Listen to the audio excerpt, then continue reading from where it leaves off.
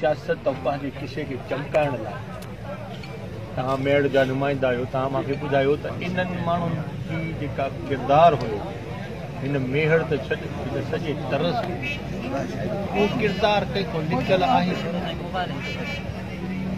जॾहिं ज़रूरत मूजिब मांजा वेझा थियण जे लाइ कंहिं ॿिए जा वेझा थियण लाइ असांजे ज़िले मां माण्हुनि खे घुराए हिते पंहिंजा पटका वापार आहिनि। सियासत पहिरियों त इहो खणी मां ईअं चवां त साईं चवनि था सरदारी निज़ाम नथो असांखे सम्झ में अचे, असां पंहिंजो निज़ाम करूं था। उहो कहिड़ो निज़ाम? उहो तुमंदार या रेस उहो जेसि ताईं सरदार पग न ॿधाईंदो तुमंदार न हूंदो।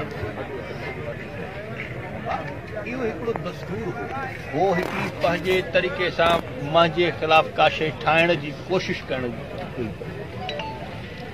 असांजे इन दोस्तनि जो जेको इहो ठाहियूं पंहिंजो काउंसिल उन काउंसिल चवां भला ईअं खणी चवां त एतिरनि सालनि ठहण खां पोइ ऐं ठहण खां अॻु में इहे जेके बि दोस्त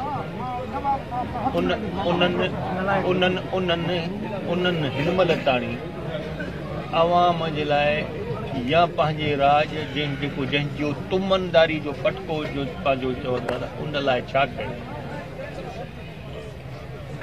चोरी धाड़ा ज़मीनुनि जा कब्ज़ा ज़ोर ते उन शइ जा मालिक थी थियण, ॿियो छा आहे? तव्हां पंहिंजे लाइ इहो आङुर खणी चओ त साईं फलाणो जे पासो हीअं आहे तंहिंजे करे हिन जी ग़लती कहिड़ी आहे जो ॿियो थी थो कहिड़ी ॻाल्हि कोन्हे। इहो सियासत चमकाइण जी इहा हालत आहे। पैसा वठनि था हितां गवर्नमेंट जी पघार था वठनि, असाइलनि हिन हुकूमत खे घटि वधि ॻाल्हाए वञी ऑस्ट्रेलिया में असाइलनि वठी था अचनि। साल थी वियो आहे उहो अरिड़हें गेड़ जो ऑफिसर जेको या माई जेका ऑफिसर आणी आहे घणा काओ महीनो त हिन मुल्क खां ॿाहिरि आहे, पघार हितां जी थी खाए, पोइ पुछा करण वारो आहे? उहे कुवतूं आहिनि जंहिं इहे केस कया। अॼु उन्हनि कुवतुनि जे सारे मुल्क खां साल खां माण्हू ॿाहिरि आहे बिना मोकल जे, पघार सरकार जी था खाइनि, पोइ उन खां पुछा नथा कनि। हिते त मज़लूम आहिनि न। हुकूमत तव्हांजी आहे उन्हनि जे ख़िलाफ़ का एक्शन छो नथो? मां त ॾिनो आहे, मां बिल्कुलु ॾिनो आहे। थियणु खपे, छो नथो हाणे रुगो हे छो सभु जेके आहे इन 2 नंबरी जेसि ताईं हलंदी 2 नंबरी जा पेर 4 ॼाड़ा हूंदा।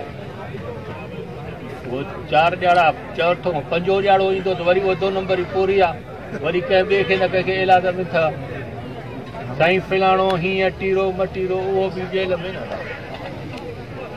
हाणे त सभु उहो चवंदा आहिनि किरदार जेल में वेठा आहिनि, पोइ वरी उन्हनि खां तव्हां छो नथा पुछा कयो केतिरी जो नुमाइंदा पुछा कयो तूं फलाणा खा न छा का विढ़े तव्हांखे ख़बर पए थी।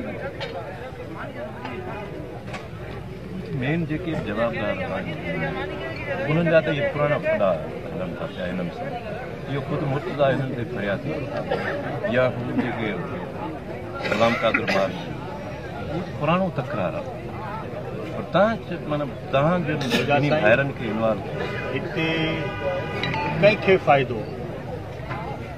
असांजे ज़िले जा जेके मुखालिफ़ आहे उहे बि त सरदार सॾाईंदा आहिनि, हिते जे पटका ॿधाईंदा आहिनि न। उते सरदारी निज़ाम जे ख़िलाफ़ न आहिनि।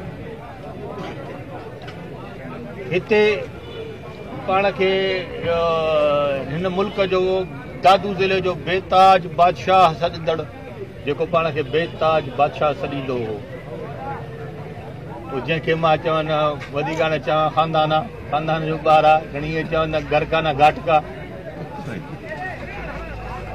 इलाज करे करे तेरे पई हर कंहिंखे ॻायो, कंहिं बि चयुसि त बाबा तुंहिंजी महिरबानी घर खां ॿाहिरि चङो साम्हूं आहे। तोखे चयुमि त इलाज करे पहिरें पई आयो आहे, तॾहिं बि हर कंहिं चयो त बाबा पंहिंजे घर ख़ुशि हूंदो। ॿियो अञा छा आहे? अलाह जी महिरबानी सां पीपुल्स पार्टी जा नुमाइंदा हिते वेठा आहिनि, खटियल नुमाइंदा वेठा आहिनि, 3 दफ़ा हुनखे शिकस्त ॾेई वेठा आहिनि। अञा छा?